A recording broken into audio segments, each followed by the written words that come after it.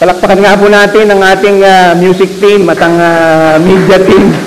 Hindi nyo alam kung anong mga naranasan nila before we are able to put them on air. May mga technical problems po, pero salamat sa kanila. They were able to take the challenge at mapagtagumpayan ang mga challenges na ito. Pinagpapasalamat natin ang buhay nitong mga bata po natin na ito sa media at saka sa music team. May mga technical problems and yet hindi makakahadlang po ito sa ating pagsamba sa ating Diyos na buhay. In fact, kahit wala ito, tayo ay pinagpala ng Diyos dahil merong ganito na pwedeng gamitin ang Diyos sa ating pagsamba. Pero what matters most is your heart. Kumusta ang iyong puso? Ano ang laman ng iyong puso sa tuwing tayo ay magsasama-sama sa ating sama-samang pagsamba? At bonus na lamang itong mga visual aids, bonus na lamang itong ating audio system, bonus na lamang itong lugar na ating pinagsasama-samahan. Tayo ay nagpapasalamat sa ating Panginoon sa mga bagay na ito. Tayo po nagpapatuloy sa ating series na Rooted and Restored.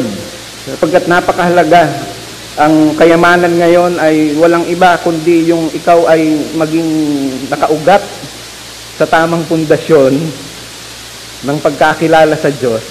Tapos ay na-restore ang iyong buong pagkatao dahil sa iyong pundasyon nga na iyon, sa iyong relationship na buhay at nagpapatuloy yung relationship natin sa Diyos. At ngayong umagang ito ay titingnan natin, babalikan natin muli ang ating buhay sa ating paglalakbay bilang mga tagasunod ng ating Panginoong Hesus. Ang ating buhay, pag sinabi natin tayo mga tagasunod ng ating Panginoong Hesus, ay mahabang paglalakbay. It's a long journey in the same direction. Patungo at palapit ng palapit tayo sa ating Diyos. And whether you like it or not, you are an influencer. Sabihin mo sa katabi mo, ikaw, lakasan nyo, ikaw ay influencer. Ayan. Whether you like it or not, may influence kayo. Kahit may gawin kayo o wala kayong gawin, may influence kayo.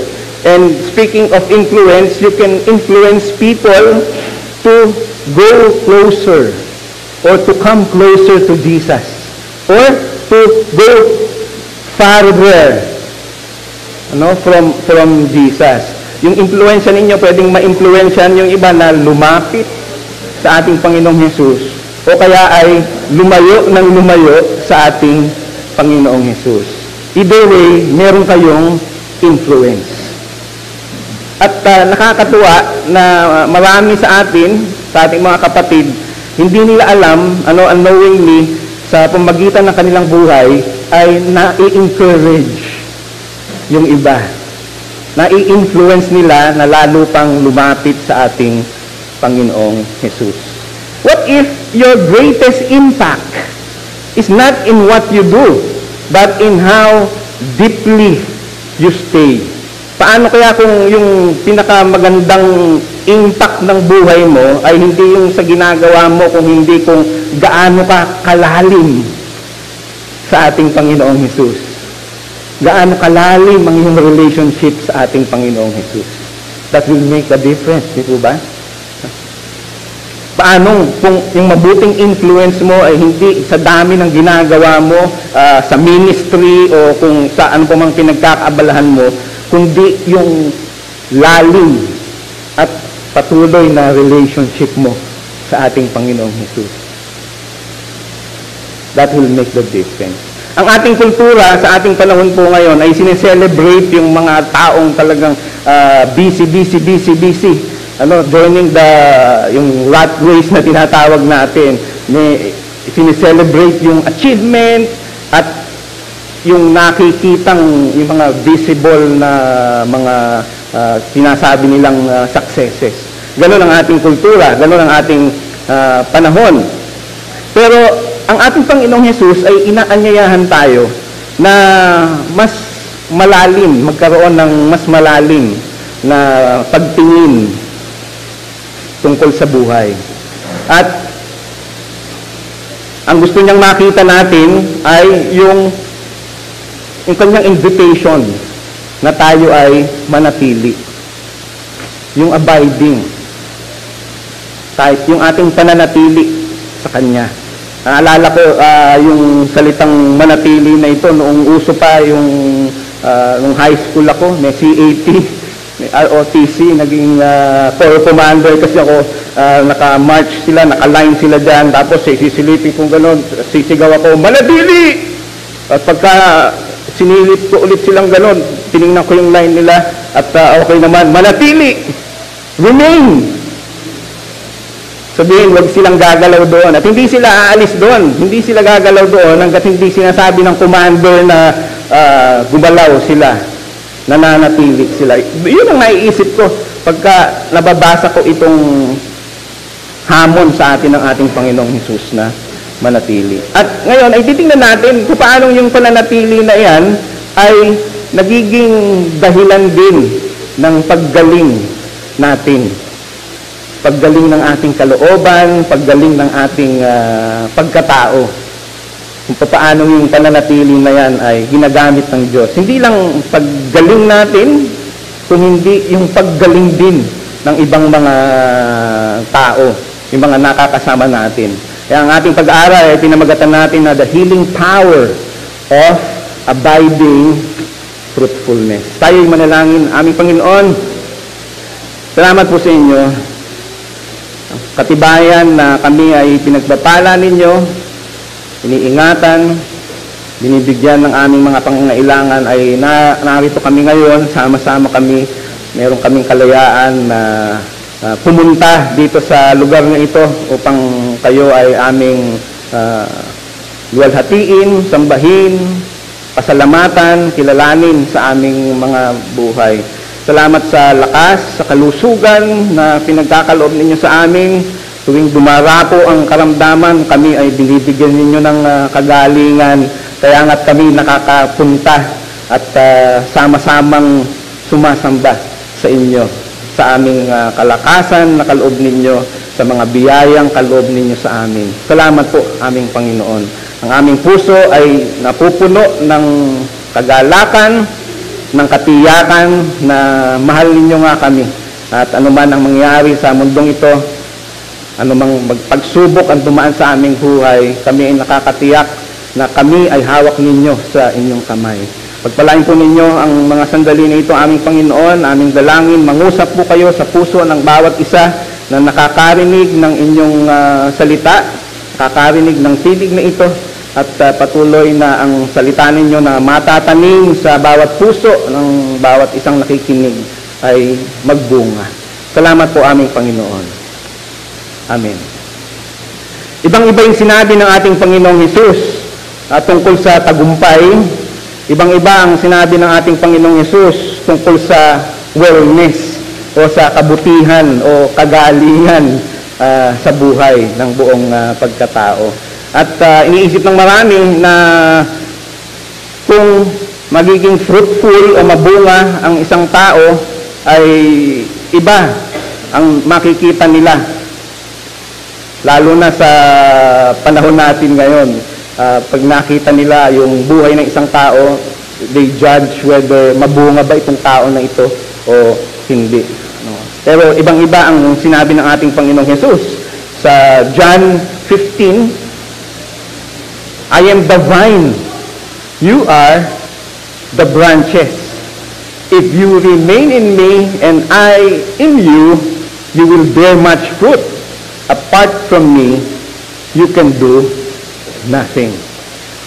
Tagalog, ako ang puno ng ubas, kayo nga ang mga sanga. Ang nananatili sa akin at ako sa kanya ay magbubunga ng sagana, sapagkat kung hiwalay kayo sa akin, hindi kayo makakagawa ng anuman. Sabi ng Panginoong Hesus, remain in me, manatili kayo sa akin, and you will bear much fruit. Ang pananatili ng buhay na relationship sa ating Panginoong Hesus, hindi yung mga achievements o yung na-achieve natin sa buhay na ito, ang daan sa healing at pamumunga. Ibig sabihin, yung kagalingan ng ating buong pagkatao ay hindi magmumula doon sa achievement, kung hindi yung sa pananatili natin, sa pananatili ng ating relationship sa ating Panginoong Jesus. Hindi yung aandap-andap na relationship, kung hindi yung buhay, aktibong relationship, merong commitment dun sa relationship sa ating Panginoong Jesus. Pag sinabi nating abiding, yung pananatili sa buhay na relasyon sa ating Panginoong Jesus. And abiding, not achieving, is the path to healing and faithfulness. Yung pananatili sa ating Panginoong Jesus. Hindi yung achieving things dito sa mundo ang nagbibigay ng kagalingan at pagiging mabunga natin. In other words, magkakaroon ng healing sa buhay natin kung tayo ay nananatili sa ating Panginoong Hesus.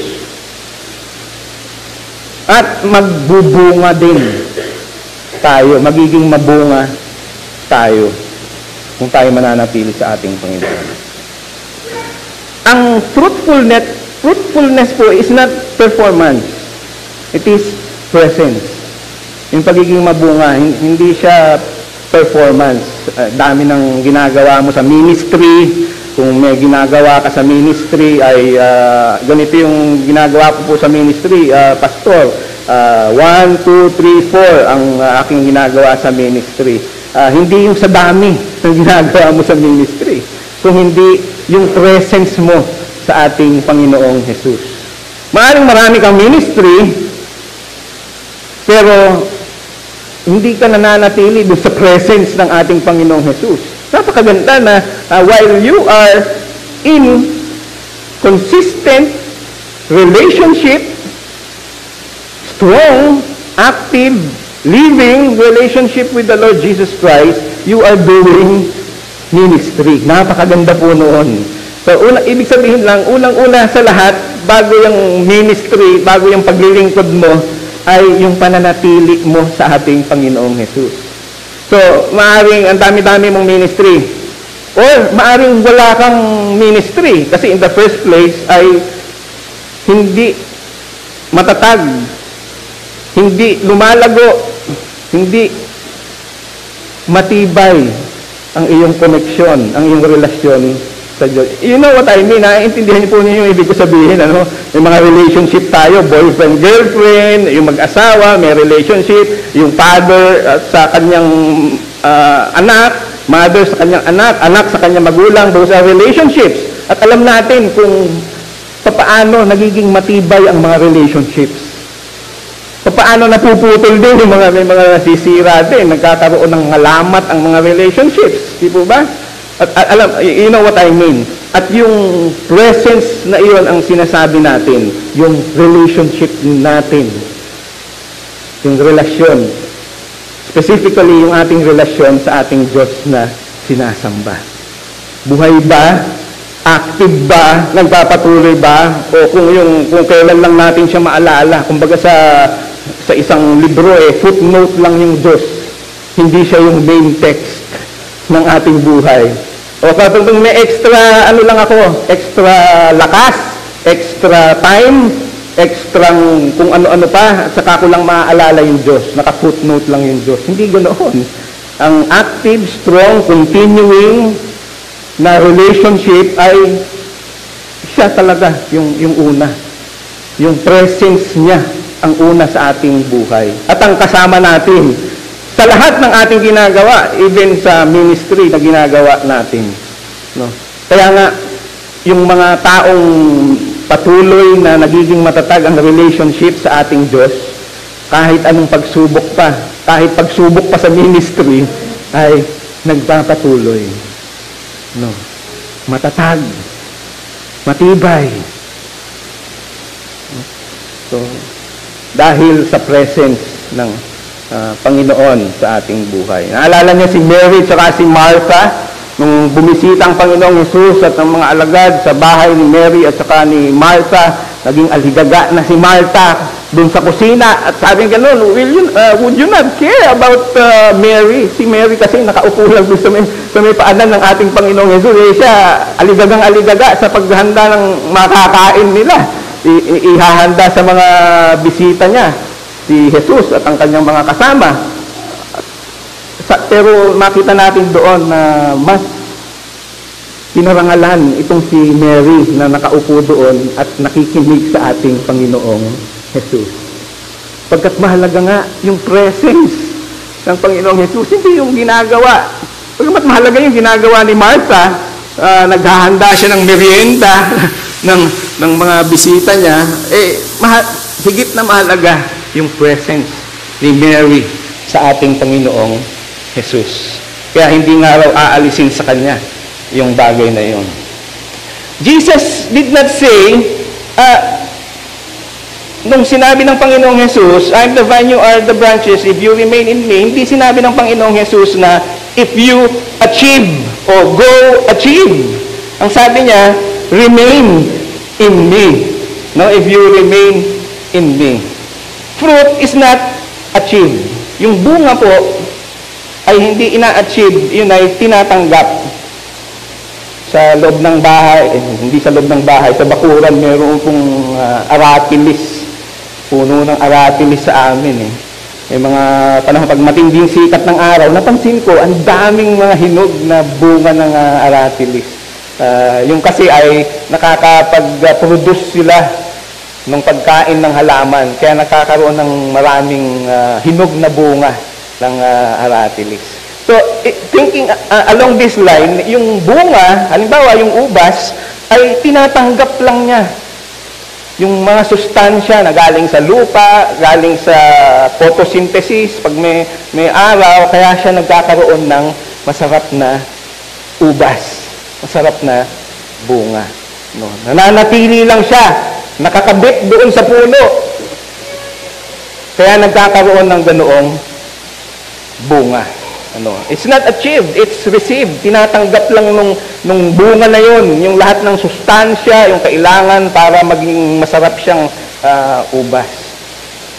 Siguro, yung battery, yung phone battery din, makikita rin natin, halintulad din natin doon yung buhay ng isang tao. Yung kaluluwa ng tao, kung ihahalintulad natin sa isang cellphone device, pagka hindi natin sinacharge, ano nangyayari sa cellphone?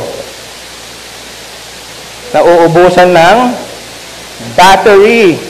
No? At eventually, anong nangyayari pag naubos na yung battery? Namamatay na pag naubos na yung baterya. Yung pananatili o yung abiding is like plugging, pagsaksak doon sa power source. Yun ang maihahalintulad natin sa ating mga kaluluwa. Kapag hindi tayo nananatili sa presence, hindi nananatili yung ating relationship, tamang relationship sa Diyos, no question, ang lahat ng tao ay mayroong relationship sa Diyos. Ang question ay, anong klaseng relationship? Good relationship or bad relationship? Diba? Ganon din sa ating mga mahal sa buhay. No question, may mga relationships tayo. Pero ang tanong ay, maganda ba yung relasyon mo sa iyong magulang? O yung magulang sa anak? Maganda ba yung relationship mo sa iyong anak? O kaya sa kapatid mo? No question about relationship, pero maganda ba yung relationship mo sa kapatid mo? O hindi? O dun sa kakilala mo, office mate, classmate. So, ang tanong palagi maganda ba yung relationship mo? And ultimately, yung pinakamalaking tanong, kumusta yung relationship natin sa Diyos? No? Maganda ba yung relationship natin sa Diyos? O simula nung tayo ay sinabi natin na susunod tayo sa ating Panginoon, nagpabautismo tayo, period, wala nang kasunod. Wala nang pananatili, wala nang abiding na nangyari. At yung buhay mo ay namuhay ka na lang kung paano yung buhay mo noon. No? Walang pag-unlad, pagpapatibay doon sa relationship sa Diyos. Of course, hindi yun ang gusto ng Diyos. Ayaw ng Diyos ng ganoon. Sapagkat ang sino mang nakaugnay sa Kanya ay siyang mananatili at siyang magbubunga. Kung hindi kaugnay sa Kanya, hindi nga kaugnay sa Kanya. So, kailangang manatili. Kumbaga sa cellphone, kailangan naka-charge tayo dun sa source ng power. Sino ba yung source ng power natin? Diba? Pag nagkakasakit kayo, sino ba yung hinihingan ninyo ng power na pagalingin kayo? Pagka kayo ay kapos sa pera, sino bang hinihingan ninyo para bigyan kayo ng pangangailangan ninyo? Sino ba hinihingan natin? Hindi, walang iba kundi ang Diyos. Hindi po ba? Kaya, panatilihin natin ang magandang relasyon natin. Mag-plug in tayo sa power. Pati sa ating buhay mismo, sa ating paglago. Also, and more importantly, tulad ng halaman, tulad ng puno, kung putol, kung hindi tayo nakaugnay sa Diyos, tayo ay mamamatay.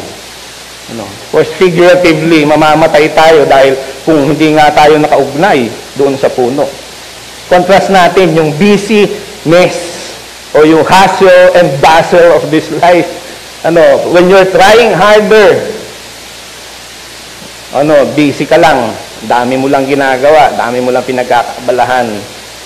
You are performing, dahil sa isip mo, when you perform, halimbawa sa ministry, paglilingkod sa ministry, yun na nga yun, o yun ang pinakamahalaga, o mas mahalaga.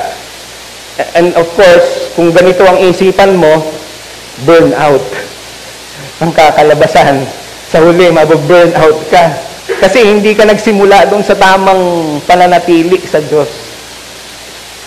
Tamang relationship mo sa Diyos. Kaya mo ginagawa ito, ay ginagawa mo ito dahil ito yung sinasabi ng Panginoon. At gusto mo yung relationship ay manatili, lumalim ang iyong relationship sa ating Panginoon. Mantala kung ikaw ay nananatili, ano ang nangyayari? Lagi kang close.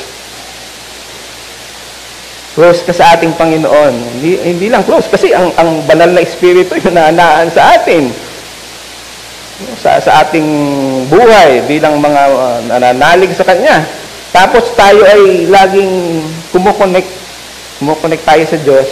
Kumukonect tayo sa kapwa. Mananampalataya.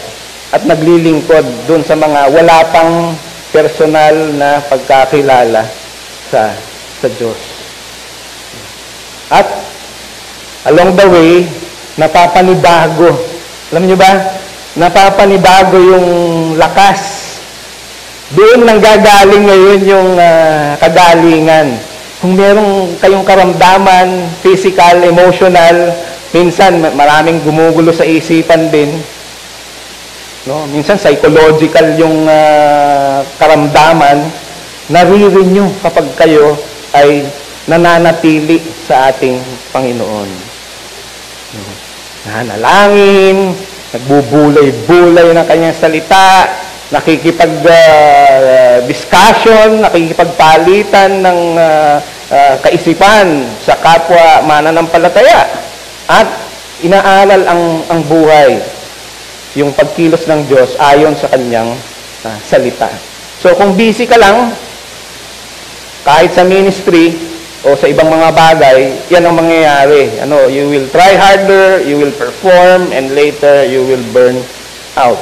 Pero hindi yan ang gusto ng Diyos. Gusto ng Diyos, tayo ay mamunga.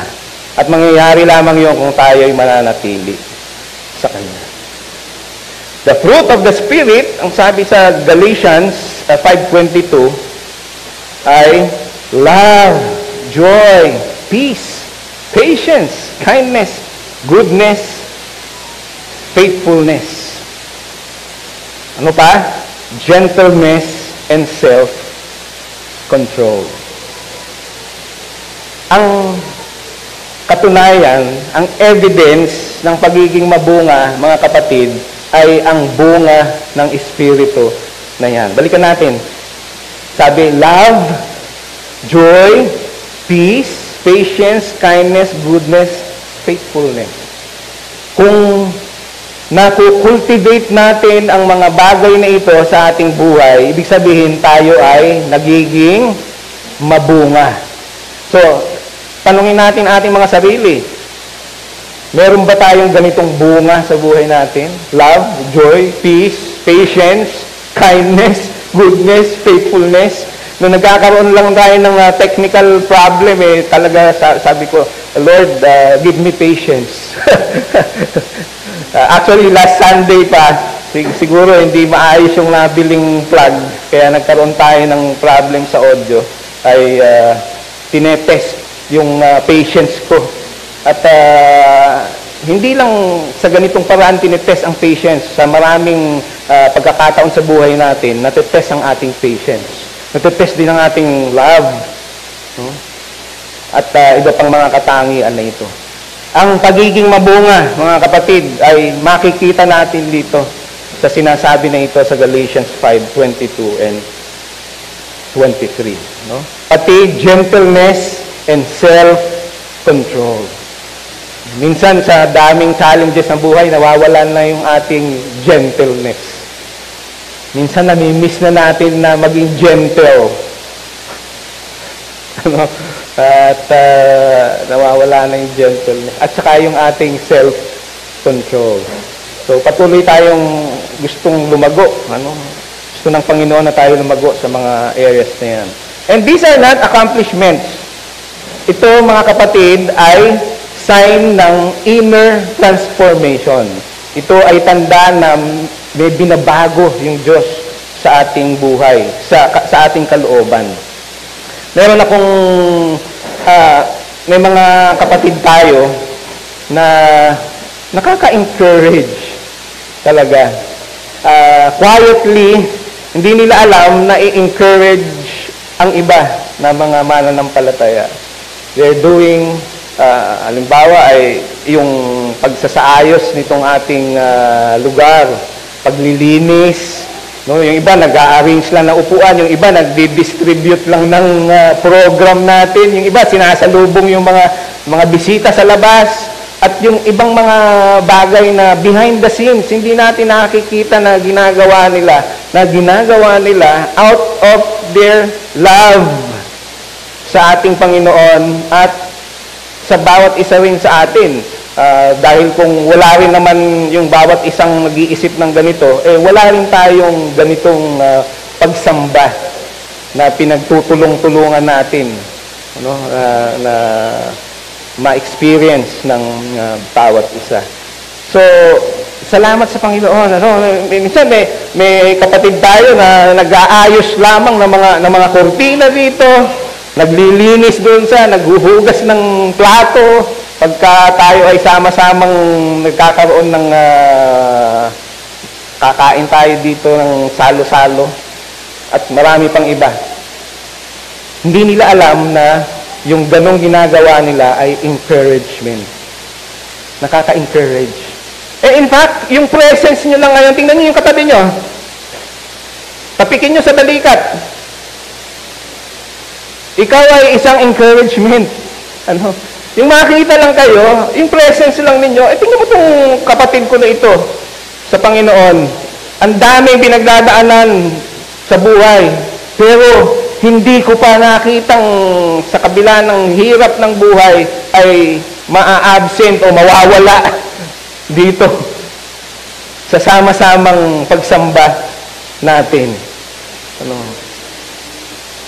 Kung makakaya lang din niya at walang sagabal na iba, pipilitin niya na nakikita siya dito. Sama-samang sumasamba sa ating Panginoon. Nakaka-encourage po yun. No? Kung iniisip niyo na, next year na lang ako attend dyan sa sama-samang pagsamba ninyo. Wala naman akong bilang. Hindi naman ako mapapansin. Wag pong ganon. Kasi yung presence ninyo mismo, pag nakikita kayo, alam nyo, nakaka-encourage yun. Na-encourage yung iba.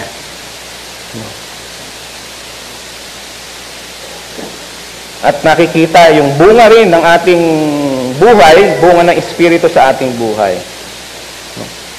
So, hindi flashy, kumbaga ay walang spectacular na bagay, kundi yung mga, minsan yung behind the scenes, hindi nakikitang mga bagay. Minsan yung maliliit na bagay, na pag-aayos ng upuan, paglilinis, no? Hindi nyo lang alam kung gaano kami na kapwa manggagawa ninyo ay nai-encourage sa ganoon. Tingnan din natin yung illustration ng garden at saka yung factory. Sa pagpapalaki sa atin ng mga anak ng Diyos, mas maihahalin tulad tayo sa isang garden. Ano yung pagpapalaki sa atin? Yung factories produce fast with control. Sa mga factory, controlled lahat. Lalo pa ngayon, mga computerized na lahat, controlled lahat yon. At ang bilis ng production. Halimbawa, yung factory ng cellphone. Minsan, mga robots na yung gumagawa sa assembly line. Mabilis. Dahil merong control. Pero yung garden, napansin po ba ninyo? Sino pa may mga garden dito? Kahit isang pasulang na halaman, pwedeng sabihin na natin, okay, garden, parang may garden na tayo noon. Mabilis po ba magpatubo ng halaman? Pwede bang pagkatanim mo ngayon, mamaya, nakatubo na siya ng malaki? Hindi po ba hindi? Takes time. Matagal. Merong process ang Diyos sa pagpapatubo ng halaman. So, gardens grow slow, nurtured by rhythm and care. At ang ating Panginoong Jesus, alam niyo ba, is more of a gardener than a CEO. Siya ay isang gardener na nagpapalago sa atin, sa bawat isa sa atin. Hindi siya CEO, may-ari ng isang factory na controlled lahat, kaya ang bilis-bilis mag-produce. Kaya kung minsan nagtatanim tayo, naiinip tayo, ba't ang tagal-tagal tumubo nitong talong, buto ng talong na tinanim ko? Minsan naiinip na tayong gano'n, ano? Pero it will take time. May proseso yung Diyos sa pagpapalago. Ganon din sa atin, may proseso ang Diyos sa pagpapalago sa atin. Ang pagpananatili sa ating Panginoon ay practical, hindi po siya mystical. No? May mga practical na pamamaraan ng Diyos na ginagawa. Of course, unang-una ay yung ating communication sa Diyos. How do we communicate with God? We pray to God. We speak to God in prayer. How does God talk to us? Through His Word. At ganun din, ginagamit din niya yung kapwa natin mananampalataya to communicate His wisdom. Ano? At ang kanyang salita, of course, at ating Panginoong Jesus. At alam niyo, yung ating bunga, hindi lang tayo ang nakikinabang sa bunga. Doon po sa amin, kabilaan yung kapitbahay ko. Doon sa isang kapitbahay ko, masipag na gardener ng mga mabulaklak na halaman. Kaya lumalagpas yung mga mababangong bulaklak doon sa amin. Sa kabilang side naman, ay may puno ng atis na yung bunga ay nakalaylay doon sa amin. Kinuha na ni sister. Papaalam na ako sa inyo, neighbors. Kinuha na ni sister na siyang kumuha doon sa bunga ng atis. Ang bunga ay hindi lang po yung may-ari ang nakikinabang. Pati kami na kapitbahay na kung saan nandoon yung bunga. Kasi malalaglag lang, kakainin ng ibon pag hindi kinuha. Ganon din sa ating buhay. Hindi lang yung bunga ng Diyos, yung pamumunga natin, hindi lang tayo ang nakikinabang. Kung hindi, yung ibang tao rin. mga kakilala natin ay nakikinabang sa bunga.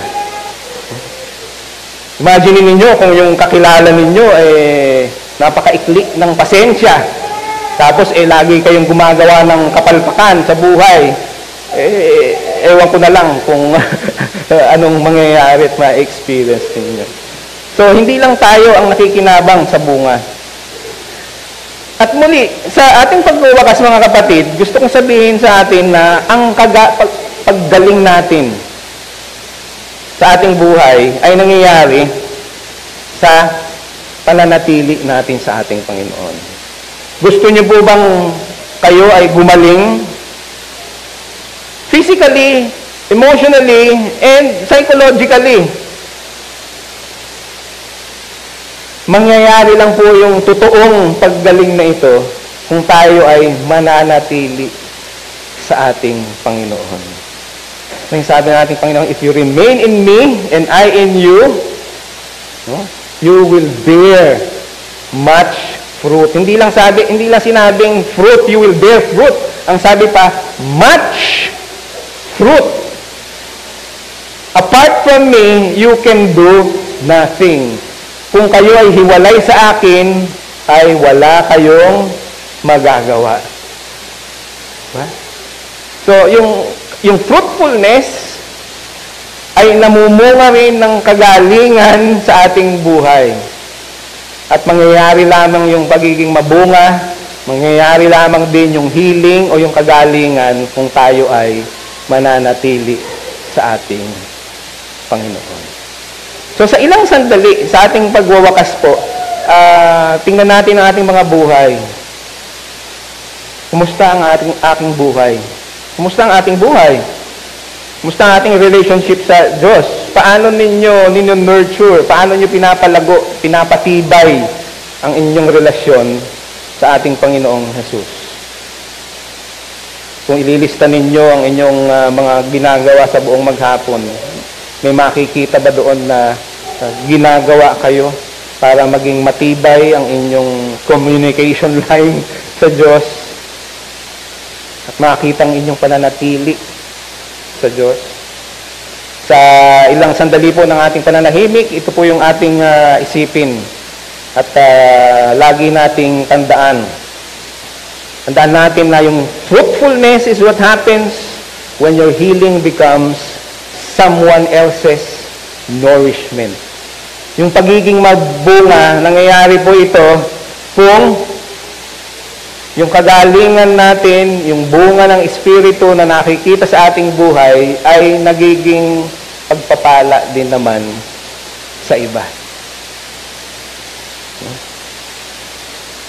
Tandaan po natin yan. Kung nagiging pagpapala sa iba, yung bunga ng Espiritu na nakikita sa ating buhay, kayo nga ay nagiging mabunga. Sabihin nyo nga po na malakas, mabunga. Mabunga po, hindi bungang araw, hindi rin mabunganga, hindi mabunganga lang, mabunga. Yung iba mabunganga lang, hindi mo makita hindi mo mabakas ang bunga ng Espiritu sa kanilang buhay. And by doing that, alam po ninyo, parang magnet yan Kapag ka napagpapala ang iba sa pamamagitan ng bunga ng Espiritu na nakikita sa inyo, namamagnet din sila. Gusto nila na lagi kang kasama. No? So, let's check ourselves. At humingi tayo patuloy sa Panginoon ng kanyang biyaya na sana itong bunga ng Espiritu ay makita sa ating buhay. Mamunga sa ating buhay. Aming Panginoon, maraming salamat sa inyo sa lagi ng pagpapaalala sa amin sa pamagitan ng inyong makapangyarihang salita na siyang bumabago rin sa amin sa pagtuturo ng banal na Espiritu.